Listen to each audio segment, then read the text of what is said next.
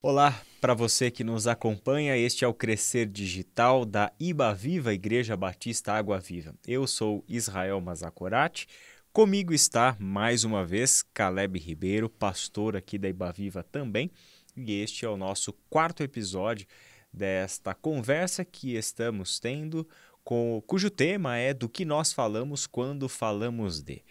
Hoje, Caleb, nós vamos conversar um pouquinho sobre a confissão positiva, o poder das palavras, né? Naquela primeira pregação da nossa série, que inclusive você pode procurar aqui no nosso próprio canal do YouTube, as pregações que nós fizemos e delas nasceu esse podcast, esse bate-papo nosso. A primeira pregação da série, quando a gente fala sobre a teologia da prosperidade, a gente fala um pouquinho sobre isso, né? Que a confissão positiva ela estava lá na gênese da teologia da prosperidade, cujas origens históricas envolve também esoterismo. Né? Então, a origem da teologia da prosperidade não é exclusivamente bíblica, embora queiram que a gente pense que é. Né? Mas ela envolve alguns elementos de outras tradições espirituais, esotéricas, né? E que não tem a ver com a escritura, evidentemente. Né? Mas há uma ênfase muito grande e por muito tempo se consolidou no meio evangélico nacional a ideia de que as nossas palavras têm poder. E a gente vai ver hoje que, de fato, as nossas palavras têm poder, né? Mas no sentido bíblico, né? Sim. Então, a palavra tem poder na linguagem aí da teologia da prosperidade, na ideia de que o que você disser vai acontecer. Ela tem um poder mágico, Sim. ela tem um poder místico, né? Então, é como se fosse a ideia da palavra sendo utilizada como um abracadabra, Sim. né? É a palavra que faz as coisas acontecerem. Então, toma cuidado com o que você fala, porque o que você fala acontece, né? É mais ou menos um jeito evangélico de dar as batidinhas na madeira ou coisas do tipo. É a palavra que, inclusive, se você repetir várias vezes aquilo, se você falar aquelas coisas com fé, a fé no sentido de a convicção de que Sim. vai acontecer o que você está falando, né? Então as coisas se materializam. E é uma jogada perfeita, né? Porque se não der certo o que você está falando, é porque tinha pecado envolvido, é porque você não teve falou com fé. Então é tudo fechadinho, Sim. é tudo bem organizadinho. Então hoje a gente tem a oportunidade de explorar um pouquinho esse assunto biblicamente, né? Uma palavra inicial sua sobre esse tema, Caleb? Vou falar algo que vai acontecer aqui. Cara, é interessante como esse universo ele voltou com muita força, né?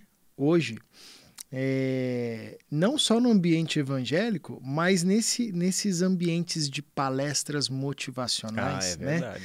Bem lembrado. Sem fazer aqui juízo de valor, né? Enfim, tem palestras e palestras, né? Tem palestrantes e palestrantes, né? Mas eu fico espantado, cara, como existem muitos palestrantes, sobretudo nessa nova categoria do coach, né? E de novo aqui, sem fazer juízo de valor, né? É uma forma bem genérica de analisar. Mas como tem uma proximidade do linguajar religioso, sobretudo evangélico, né? Nessas palavras, nessas palestras, né? Principalmente com essa lógica do se você repetir isso, se você der um urro assim 3 vezes bem forte, você vai extrair de dentro de você a sua melhor versão, sei lá, aquilo vai acontecer, né? E assim, eu fico olhando e falo, cara, assim, não faz nenhum sentido, né? Mas como isso volta com muita força, né? Porque parece que há um desejo no nosso coração do ser humano, né? De ter uma varinha de condão, assim, né? Uma varinha mágica, um jeito mágico de resolver as coisas, né? E talvez isso é sedutor nesse sentido, né? Então você vê, às vezes, muitas pessoas envolvidas nesses movimentos, parte desse desejo do ser humano de achar um jeito fácil de controlar as coisas, né? Então, acho que esse é um tema legal da gente olhar para a perspectiva bíblica e entender a nossa relação com a palavra, porque isso é essencial na história da humanidade, né? na existência, né? Tudo foi feito por meio da palavra. Isso é muito legal também nas escrituras, né? E o nosso desenvolvimento se dá a partir da palavra, da fala, do que se diz, né? Uhum. Então é legal olhar para a perspectiva bíblica nesse sentido, né? Deixando já de lado, né, a ideia da palavra dita como a palavra mágica, né, palavra mística, esotérica e assim por diante, esse sentido mais esotérico e feiticeiro, né, da palavra, é importante, acho que, partir desse ponto, né? Você mencionou, todas as coisas vieram à existência por meio da palavra. Sim. A palavra não é só importante para nós, ela é importante para nós porque, primeiramente, é importante para Deus. Por meio da palavra, Deus se expressa. E isso é um ponto essencial da fé bíblica. Sim. Nós estamos nos relacionando com um Deus que fala. E se fala, usa a palavra. E quer ser ouvido e quer ser entendido. Então, a palavra para esse Deus é vital. As coisas vieram pelo poder da palavra, né? Então, céus e terra foram criados, as coisas, cada um no seu lugar, toda a maravilhosa criação de Deus veio à existência por meio da palavra. A gente pode fazer o salto de Gênesis para João, lembrando que esta palavra é o próprio Filho de Deus, é Jesus. Ele é o Verbo, ele é a palavra que se fez carne e habitou entre nós. Ele é o agente de Deus na criação. Então, lido dessa forma, o texto da criação nos fala que este Deus tinha um desejo dentro de si e que este desejo se materializa pelo uso da palavra, e a palavra é o Cristo. O Cristo é quem realiza a vontade do Pai. O Filho é aquele que executa aquilo que está no coração do Pai, no desejo do Pai. Ele traz essas coisas à existência, né? Agora, isso é a palavra usada por Deus. Essa é a palavra usada por Deus. Diferente é a palavra usada pela serpente, em Gênesis capítulo 3. Que também é palavra. Que também é palavra. Né? E é interessante você notar, né, que a corrupção das relações, que começa com a quebra da relação com Deus e desencadeia quebra, né, rupturas, ela começa com a corrupção da palavra. É a utilização da palavra. Né? Então, qual é a palavra da Bíblia que ela conhece como a palavra que produz vida? A palavra que gera, que cria, né? Que revitaliza, né?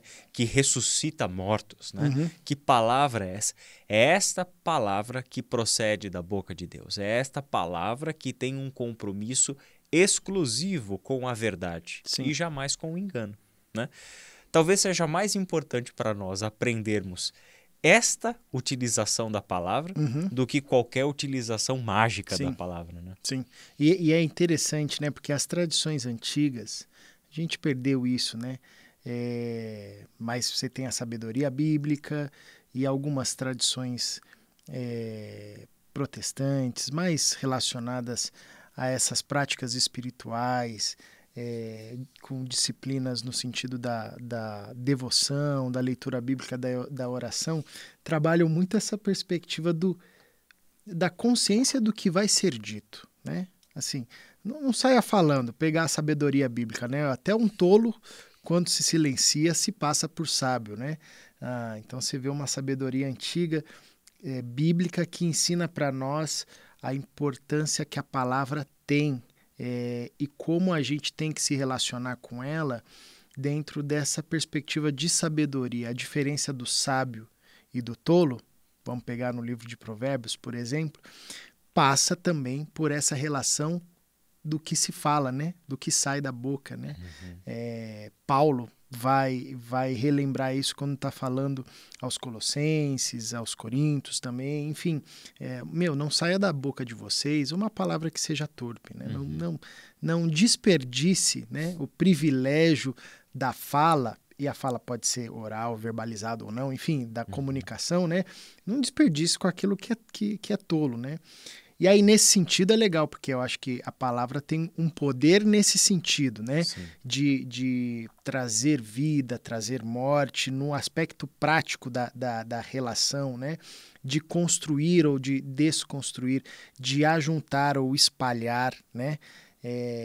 Que é a realidade onde nós vivemos, estamos inseridos a todo instante e estamos, por meio da nossa fala, gerando vida ou gerando morte, né? Uhum. Não nessa perspectiva fantasmagórica aí, né? Eu vou vencer, né? Não, Exato. mas assim, na coisa prática aqui mesmo. Né? Exato, exato.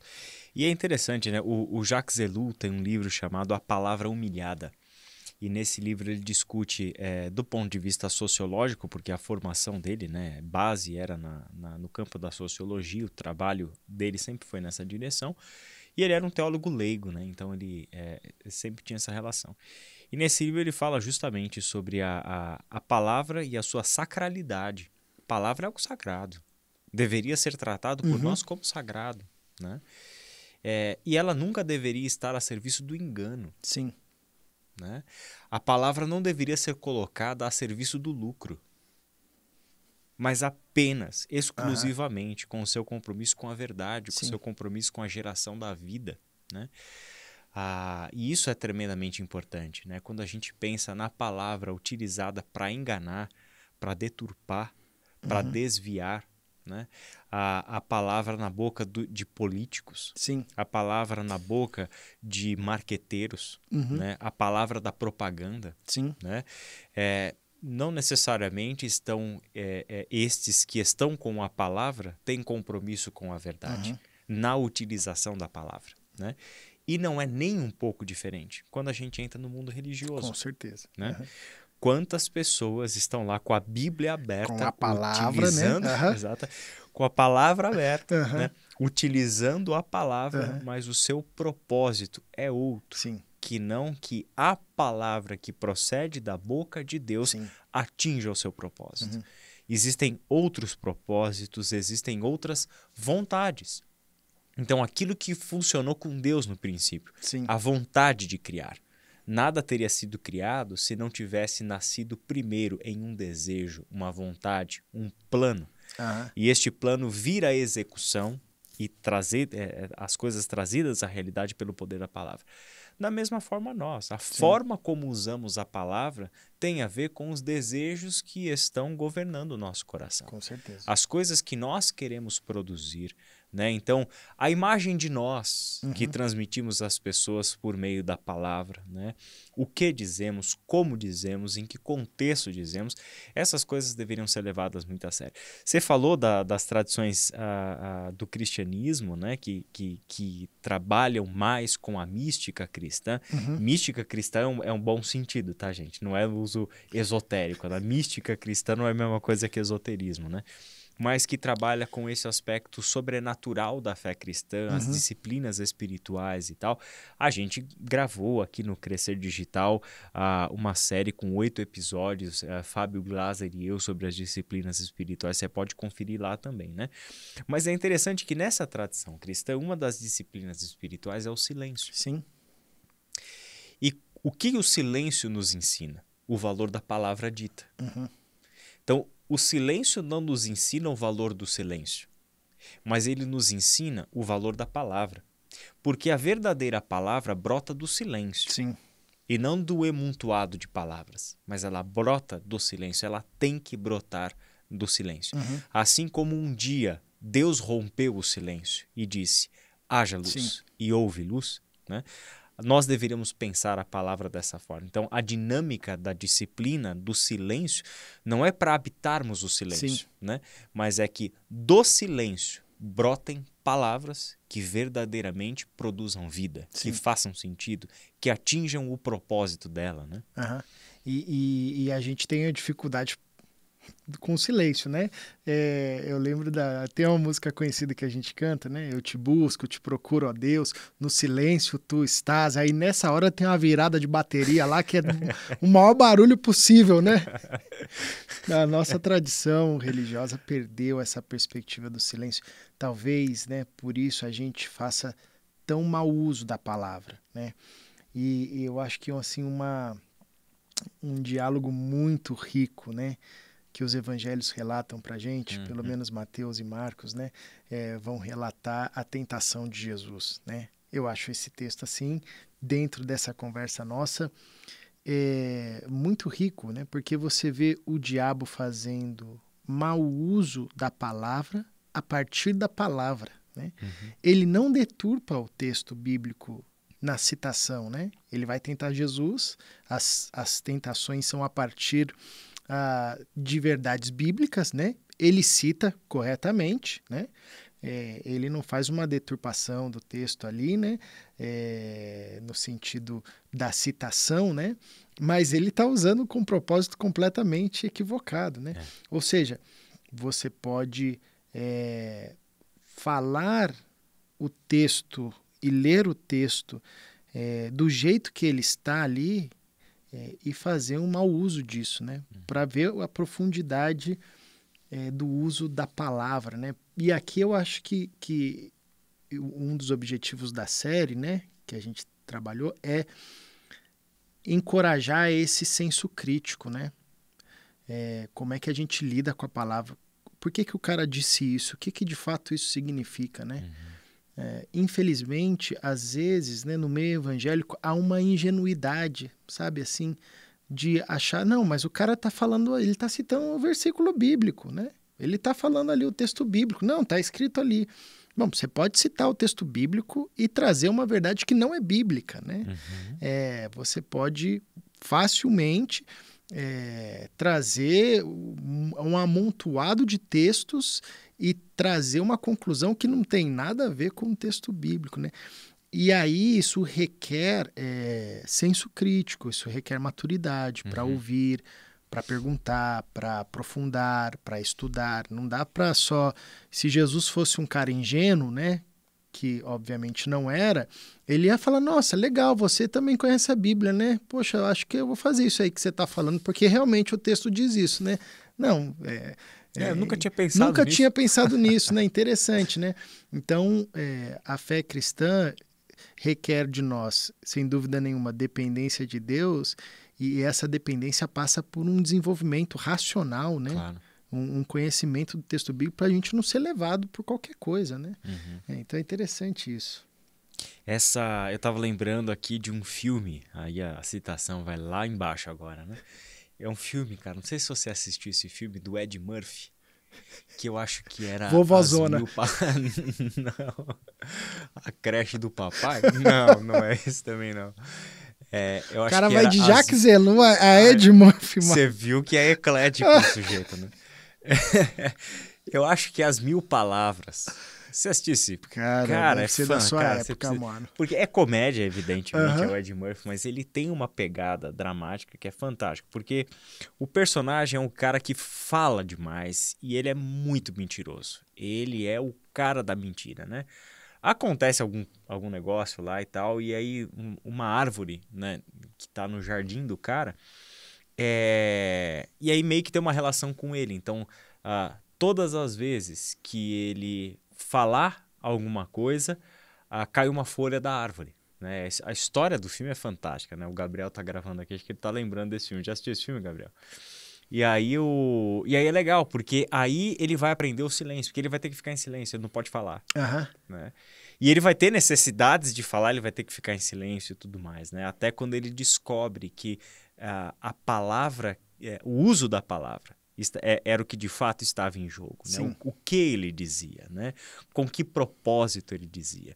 Se você é uma pessoa viciada em usar a palavra em benefício próprio, você está cometendo pecado. Sim. E não é o pecado apenas da mentira, Sim. do engano. É um pecado porque a palavra, para uma tradição bíblica, é sagrada. Sim. Ela só pode estar a serviço da vida. E o que é a palavra dita? De novo, não é a palavra para realizar a minha vontade, Sim. o meu desejo, etc. Mas é a palavra, né, que nos leva a uma proximidade cada vez maior de intimidade, de relação com o Deus da palavra. Sim. E os propósitos que o Deus da palavra tem ao nos confiar a mensagem do seu evangelho, né? Sim. Como Paulo fala, né, a importância que a palavra tem, né, para nós que somos discípulos de Jesus Cristo. E isso é magnífico, porque Deus é o Senhor da palavra, é aquele que fala e as coisas vêm à existência. Uhum.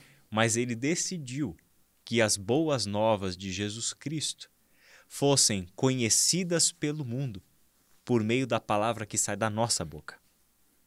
É como se ele, de alguma maneira incompreensível para nós, e até humanamente falando, sem sentido para nós, ele tivesse decidido que no seu processo de revelação, ele tinha que usar emprestada a nossa voz, Uhum. a nossa palavra, né? Sim. Quando a gente entende essa dimensão, né, que Paulo fala em Romanos capítulo 10, né, como crerão, né, se não ouviram, e como ouvirão se não há quem pregue. E aí quando ele fala que a fé vem pelo ouvir, e o ouvir da palavra de Cristo, né? A fé é produzida no ouvido de quem ouve, não na boca de quem fala, mas no ouvido de quem ouve. Mas para que ouvidos ouçam, é necessária a voz daquele que fala. Né? E essa é uma dimensão magnífica do Evangelho de Jesus Cristo, né? Levar a sua mensagem, levar a sua palavra ao conhecimento do mundo, palavra que salva, palavra que gera vida, palavra que dá a vida eterna, né? Por meio daqueles que foram alcançados por essa palavra.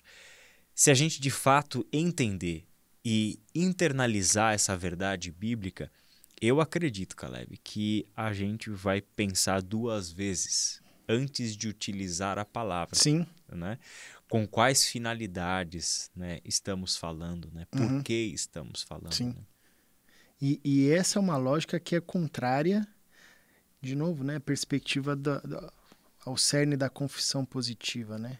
Você falou algo interessante, né? Você achou alguma coisa interessante? Achei vários. Tirando o filme do Ed Murphy que eu não vi, que eu vou ver agora. Né? Você vai precisar procurar esse filme. A lógica, né, da confissão positiva passa muito por essa questão do algo para mim, né? De novo, você vê a centralidade do eu, né? A tentativa de controle da situação, né? Por uma perspectiva mágica, né? Enfim. E a forma como a Bíblia nos encoraja a viver a relação do que se é dito, né? Da palavra formada, tem uma outra perspectiva, parte de um outro princípio, né? Me tira da centralidade, coloca Deus. Eu lembro do texto de Tiago, né? Estou até com ele aberto aqui, 4, onde ele vai dizer, ouçam agora vocês que dizem, hoje ou amanhã iremos para esta ou aquela cidade, passaremos um ano ali, faremos negócios e ganharemos dinheiro. Então o Tiago está dando já uma bronca nos caras da confissão positiva, né? Que olhavam na frente do espelho e falavam, amanhã nós iremos para aquela cidade, passaremos um ano ali, faremos negócio e ganharemos dinheiro. E ele traz a realidade da vida. Vocês nem sabem o que acontecerá amanhã, que é a sua vida. Como vocês são como neblina que aparece por um pouco de tempo e depois se dissipa. Em vez disso, deveriam dizer, se o Senhor quiser, viveremos e faremos isto ou aquilo. Agora, porém, vocês se vangloriam das suas pretensões. Toda vanglória como essa é maligna. O que é a confissão positiva, se não uma vanglória que deturpa a palavra, né? Meu benefício próprio, né? Tiago, com os pés calçados na sabedoria bíblica, né, relembra a gente, a vida é uma neblina. Né? Se a gente não tem essa consciência, a gente vai fazer mau uso da palavra mesmo, né? Mas um coração de fato cheio de Deus, cheio do Espírito Santo de Deus, não se pauta, né, a partir da sua fala arrogante, né? Mas o espírito até aqui do texto é isso, é essa dependência constante de Deus, né? Tiago não é contra a gente falar, vamos lá amanhã, né? Não é isso que Tiago está propondo aqui. Mas é a questão da arrogância, de falar, não, a gente vai lá no sentido da arrogância, a gente dá conta de fazer isso, né? Enquanto que um discípulo de Jesus vive a partir dessa perspectiva da consciência profunda. Cada segundo de vida, cada dia de vida, cada momento é dádiva de Deus. Se Deus nos der o amanhã, então a gente vai utilizar da melhor forma possível. Se Ele não der, bom, glória a Deus, tá bom, né? Enfim, então é interessante como essa lógica da confissão positiva tem por trás uma perspectiva de arrogância, né? Que está tudo interligado com o que a gente falou anteriormente, Claro, né? claro.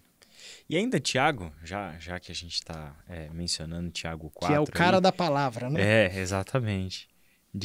Você leu aí de 13 a 16, né, do capítulo 4.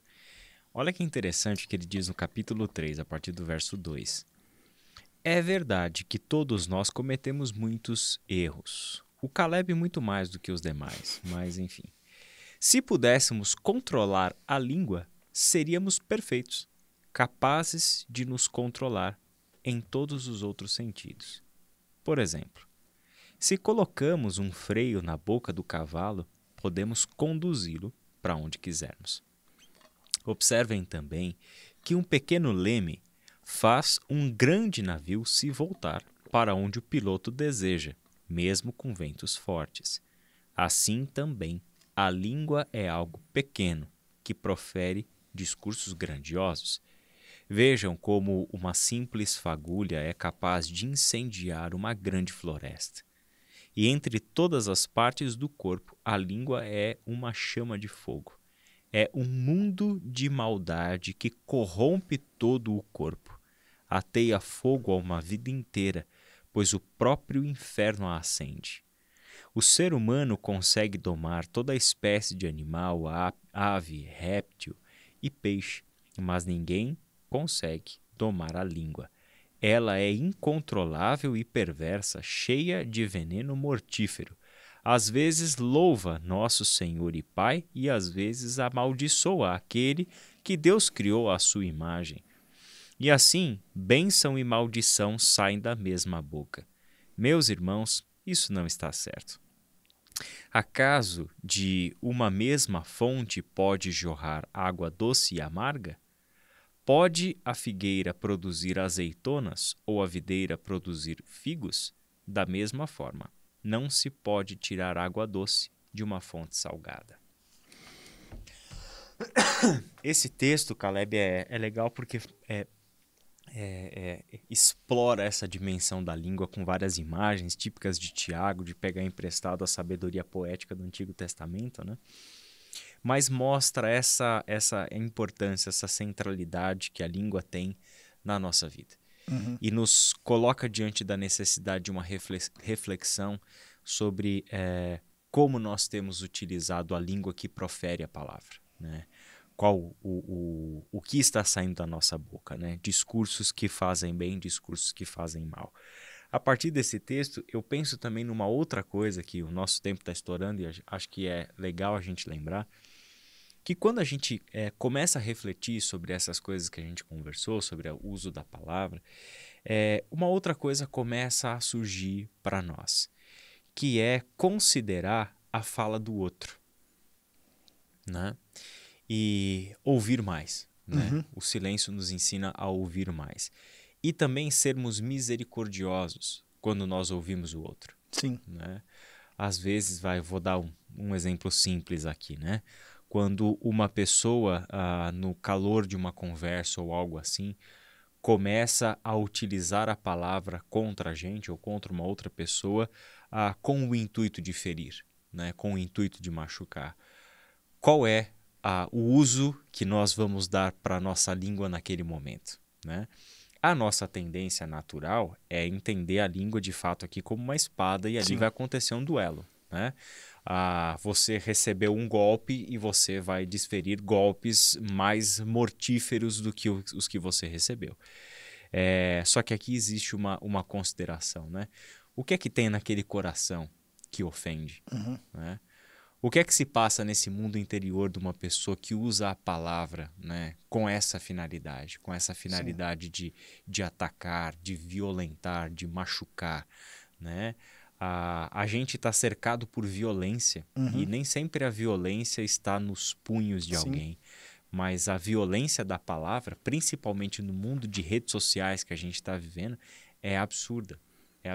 E a gente precisa dessa sabedoria para interpretarmos isso. A Uhum. gente precisa dessa gramática bíblica para interpretarmos a forma como nós estamos utilizando a palavra e como estamos recebendo a utilização da palavra. Né? Sim, até porque Jesus já sinalizou para a gente, né, que a palavra, o que é dito, não é apenas um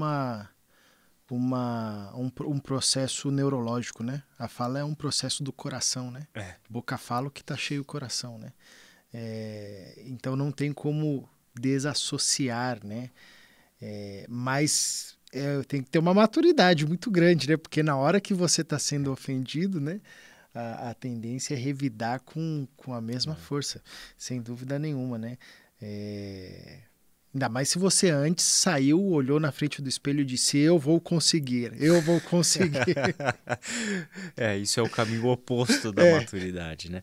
Mas certamente, né? A sabedoria bíblica, ela acontece, ela se desenvolve, ela é assimilada por nós em um processo de ensino e aprendizagem, né?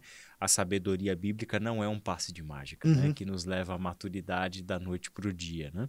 Mas é uma sabedoria que, se nós nos expusermos a ela diariamente, né? Disciplinadamente, certamente nós alcançaremos a tão desejada maturidade. Sim. Hoje pode ser impossível, né, para uma pessoa ouvir uma coisa dessa e falar, esses dois caras estão falando de um mundo que não existe, né? Esse mundo existe porque eu conheço um monte de gente assim, e essas pessoas se tornam os meus referenciais, essas pessoas se tornam modelos de pessoas cristãs para mim, né? Justamente, entre outras coisas, pela forma como utilizam e se relacionam com a palavra, né? Calebre não, né? Caleb. Interessante. Caleb. Caleb é o nosso amigo argentino, o nosso amigo Gabriel, me chama Caleb. por trás das nossas câmeras. Aliás, Gabriel, obrigado pelo seu trabalho. Viu? Que está aqui sem usar nenhuma palavra, né? Mas assim... Em pleno silêncio, apenas vermelho por causa das nossas menções a ele agora.